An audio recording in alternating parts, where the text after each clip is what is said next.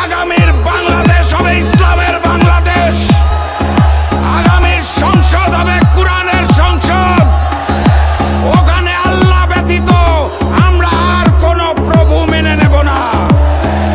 ওখানে হিন্দুস্তানের হিন্দুত্ববাদকে মেনে নেব না। ওখানে কসাই নরেন্দ্র মোদীর পরিকল্পনা মেনে নেব না। বিএনপি নতুন করে স্বৈরাচার হতে চায়, তারা সংস্কার মানে না। যারা নতুন বাংলাদেশের সংস্কার মানে না, তাদেরকে আমরা লাল কার্ড দেখাবো ইনশাআল্লাহ। যেই স্লোগানে হিন্দুস্তানের বুক কাঁপে, পুরাতন জালি